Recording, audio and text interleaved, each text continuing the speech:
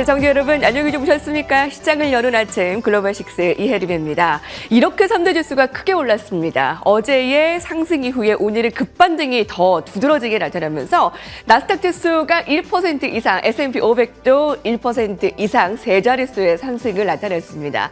엔비디아가 정말 진격의 엔비디아 오늘 또 두드러진 상승을 나타냈고요. 다만 엔비디아 사내 이사들이 장중에 매도를 나타냈다는 것도 좀 포착해만 할 사항입니다.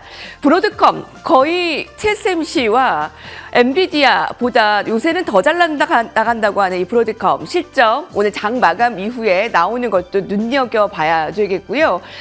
금도 사상 최고치입니다. 자, 여러 두드러진 이슈들을 오늘 김태수 외신위원과 함께 살펴보도록 하겠습니다. 클로징 라이브 시작합니다. 안녕하십니까? 예, 안녕하세요. 오늘 뉴욕 증시가 이렇게 크게 오른 이유는 어디에 있습니까? 네, 연준 의장이 파월 총재가 어제보다 살짝 긍정적으로 시장에 얘기를 했습니다. 시장이 역시나 이제 뭐 서두르지 않겠다라는 말을 역시 반복하는 그런 수준이었는데, 그런데 이제 중앙은행이 금리 인하를 시작하는 데 필요한 자신감에 좀 더 가까워지고 있다라는 말을 한 번 더 했습니다. 그러면서 이제 시장은 긍정적으로 이제 그런 것들을 다들 받아들이는 분위기였고, 거기에다가 이제 실업수당 청구 건수가 나왔는데 21만 7천 건으로 이제 변동 없이 기록이 됐습니다. 그러면서 계속 청구 건수가 살짝 한 8천 건 늘어나는 모습을 보였어요. 그래서 이제 노동시장이 뭐 그렇게 호재가 안 나오는 상황이다 보니까 그렇다면 금리 인하 가능성이 조금 더 확실해지는구나 이렇게 또 평가들이 됐고, 여기에다가 이제 엔비디아라든가 제너럴 일렉트릭이라든가 이런 대기업들이 신고가를 계속 기록을 하고 있습니다. 그러다 보니까 반도체 중심으로 기술주들이 상승을 주도하면서 전반적인 지수도 모두 끌어올리는 그런 모습을 보였습니다. 경제지표가 나오긴 했는데 이제 주택시장 쪽에서 그래도 좀 판매되는 게 좀 늘었다. 한 14% 정도 늘었다는 얘기가 나왔습니다. 이게 주택이 잘 팔리는 게 이제 미국 주식시장에서 어떤 의미를 가지냐면은 주택이 잘 팔리면은 미국인들의 소득하고 이게 연결이 됩니다. 그래서 소득이 어느 정도 잘 유지가 되고 회복이 된다라고 해석이 되고, 소득이 유지되면 소비가 견고하게 유지가 될 수 있다라고 연결이 됩니다. 그러면서 이제 전반적으로 미국 경제의 회복력이 안정될 수 있다. 이렇게 해석이 되기 때문에 주택시장에 대한 뉴스들을 이제 보실 때 그런 식으로 해석을 하시면 좋을 것 같습니다. 그리고 주변 상황들을 봐도 이제 말씀하셨듯이 금이 또 최고치를 기록을 했습니다. 지금 집에 있는 금이 얼마나 있는지 잘 생각을 해보시면 좋을 것 같은데, 그러면서 이제 또 엔비디아 같은 경우에는 지금 923달러 지금 종가 들어가기 직전에 923달러까지 제가 봤는데 굉장히 크게 정말 1000달러 돌파할 것으로 시장이 원하는 방향으로 움직인다라는 그 격언을 그대로 실현하고 있는 모습이기도 합니다.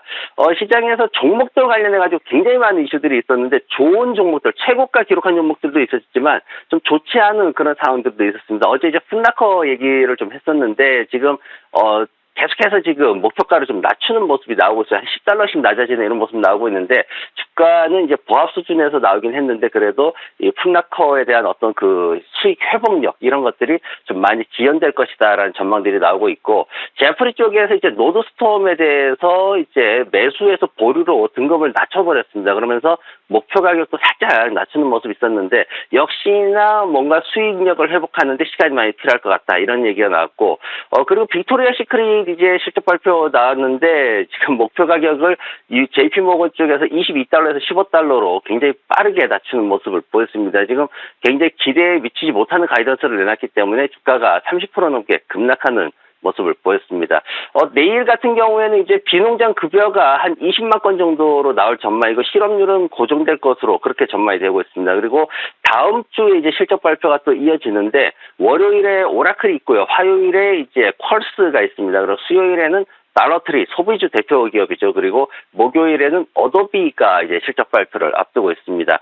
지난밤에 이제 나왔던 얘기들 중에 이제 경제 지표 쪽에서는 별다른 사실은 얘기가 없었습니다. 근데 산업 쪽에서 이제 반도체 산업에 대한 얘기가 굉장히 많이 나오는 모습을 보였습니다. 저도 이제 계속해서 반도체 쪽 얘기 살아날 거다는 얘기를 드리고 있는데, AMD라든가 브로드컴이라든가 대만 반도체가 한 3에서 6%대 강세를 보였습니다. 그 배경에 뭐가 있냐면은 반도체 산업협회에서 이제 1월달, 2024년도 1월달 반도체 판매량이 얼마나 나왔냐를 봤더니 12월에 비해서는 한 2% 정도 감소를 했습니다. 그런데 전년 동기 대비해서 봤더니 자그마치 15%나 증가를 했더라. 그러면서 이제 2022년 5월 이후에 월별 매출이 가장 크게 증가를 했다. 이렇게 지금 얘기가 나왔는데, 그러면서 반도체 시장에 대해서 더 크게 시장에서 또 관심을 가지고 있습니다. 그래서 보고서에 보면은 중국 쪽에서 굉장히 빠르게 전년 대비해서 한 26% 정도 증가했다, 이런 얘기가 나왔어요. 그러다 보니까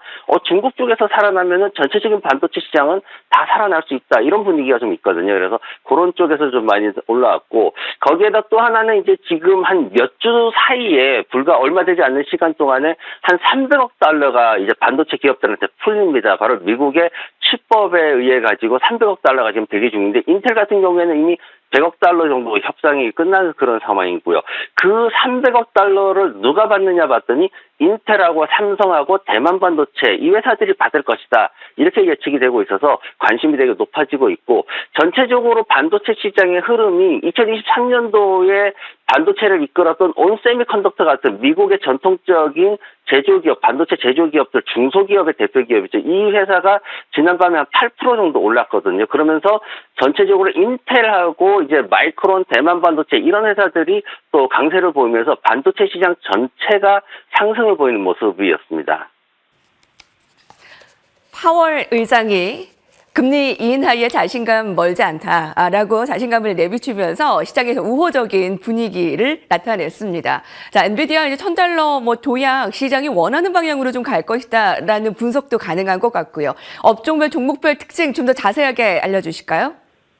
네, 시장에서 금융이나 부동산 업종을 제외하고는 전 업종이 상승을 보였습니다. 정보기술하고 통신 서비스 업종이 강세를 보이는 모습이었고, 제가 이제 오늘 가져온 종목이 오랜만에 전기차, 정말 오랜만에 가져왔습니다. 이미 소비자 업종에서 이제 자동차 산업이 한 1% 정도 반등을 했는데, 그 배경에는 이제 리비안이라는 회사가 굉장히 10% 이상 강세를 보이는 모습을 보였습니다. 리비안이 사실 지금 이제 그 새로운 차량을 3대나 한꺼번에 이제 신차를 출시를 했습니다. 그러면서 이제 소형 SUV를 모두 출시를 했는데, 지금 R2 모델이 이제 한 300마일 정도 가는 소형 모델입니다. 그걸 이제 2026년도에 다시 생산을 할 거다, 이렇게 얘기를 하면서 좀 주목을 받았고, 그러면서 R3하고 R3X 해가지고 모두 소형 SUV를 시장에 내놓으면서 이제 투자자들의 관심을 받았고, 이 부분을 갖다가 지금 전반적으로 전기차 수요가 안 좋은 상황에서 제프리에서는 소형 SUV 이렇게 내놓으면 이거는 시장이 좀 먹힐 수 있다, 이렇게 평가를 하면서 매수 등급에다가 $16 목표가를 제시를 했습니다. 그러면서 이제 리비안이 여러 가지 이제 이슈가 있었는데, 특히나 최근에 보면은 직원들을 10%나 감축하는 발표가 있었거든요. 그러면서 조지아주에 지금 수십억 달러 지금 투입해가지고 공장 건설하려는 계획이 있었는데, 이걸 전면 이제 계획을 갖다가 모두 포기를 해버리고, 그리고 일리노이주에 있는 공장에서 이제 생산하겠다, 뭐 이런 얘기를 하면서 시장에서는 비용 절감에 대한 기대치를 높이는 상황이었고, 다만 지금 전기차 수요가 그렇게까지 살아나지는 못할 거다라는 전망이 우세하기 때문에 주가가, 전기차 기업들 주가 최근에 많이 떨어졌는데 이게 다시 반등할 거다라는 의견은 사실은 아직은 좀 나오지 않고 있는 상황입니다. 기업들 중에 지난밤에 특징적이었던 게 메타가 이제 $500를 돌파를 했어요. 엔비디아가 올라가는 만큼 메타도 잘 올라가고 있는데, 실적에 대한 기대치를 좀 보셔야 됩니다. 이제부터는 뭘 보셔야 되면은 이제 M7의 1분기 실적 4월 중순부터 나옵니다. 그래서 이제 메타 같은 경우에는 4월 24일로 예정되어 있는데, 이미 시장에서는 M7의 1분기 실적이 어떻게 될 것이냐에 따라 가지고 시장의 방향성이 결정될 것이다, 이렇게 예측을 하고 있기 때문에 첫 번째로 나온 회사가 지난밤에 메타가 나왔습니다. 그래서 분기 실적이 EPS가 한 60% 이상, 그리고 매출도 25% 이상 이렇게 증가할 것으로 기대가 되고, 연간 성장도 지금 보면은 EPS 같은 경우에는 한 34%, 매출 같은 경우에는 17% 이렇게 올라갈 것으로 그렇게 기대가 크게 또 되고 있기 때문에, 시장의 어떤 그 메타가 인공지능 쪽으로 이제 전환하면서 메타버스에 집중을 하다가 돈을 많이 날렸죠. 그러면서 이제 인공지능으로 전환해가지고 굉장히 빠르게 그 성장하는 모습 보이고 있고, 또 하나는 이제 여러분도 아실 겁니다. 이제 알리익스프레스라든가 이제 테무라는 중국 개 온라인 판매점인데 이 회사들이 얼마나 빠르게 성장하고 있다라는 것을 이제 한국의 유통시장이 위협받을 정도다 그런 뉴스가 나오고 있는데 테무가 작년에 메타에다가 20억 달러를 지출을 했습니다. 그래서 그만큼 광고 수익에 대한 것도 기대치가 높기 때문에 이런 그 M7 주식도 관련해 가지고 실적 추이를 지금부터 잘 지켜보시는 게 좋을 것 같습니다. 그리고 이제 마이크론에 대한 얘기가 좀 나왔습니다. 마이크론을 지금 스티펠이라는 증권사에서 목표가를 80달러에서 120달러로 50%나 급증시키는 모습이 있었어요. 그러면서 이제 매수를 갖다 얘기를 했는데 지금 시장에서 이제 이 회사가 했던 얘기는 뭐냐면은 인공지능 파티에 합류를 해가지고 제가 지난번에 이제 HBM 관련해가지고 그 칩 얘기를 해드렸는데 SK 하이닉스, 한국의 하이닉스가 굉장히 빠르게 지금 성장하고 있다 했는데 마이크론도 같이 거기에 동참하고 있다. 지난번에 이제 마이크론이 성장을 할 때 하이닉스가 그럼 안 될 거냐 그게 아니라 같이 동반해서 시장을 키울 수 있을 것이다. 그런 말씀을 드렸는데 지금 그 부분에서 굉장히 좋은 얘기들이 많이 나오고 있습니다. 그래서 지금 마이크론이 앞으로 실적이 지금 사실 손실이 좀 있는 회사긴 한데 그래도 손실이 많이 줄어들 것으로 그렇게 예상이 되고 있고 매출도 한 40% 이상 그렇게 성장할 거로 예상이 되고 있어가지고 시장에서 이 반도체 기업들을 중심으로 다시 인공지능의 어떤 새로운 바람이 좀 일어날 것으로 그렇게 전망들을 많이 하고 있습니다. 네. 오래간만에 2차 전지 가운데 리비안의 급등 확인했고요. 메타의 주가가 500달러 돌파한 부분, 거기다 이 종목들의 올해 희비가 엇갈리는 부분들 살펴봤습니다. 클로징 라이브였습니다. 말씀 감사합니다. 네, 고맙습니다.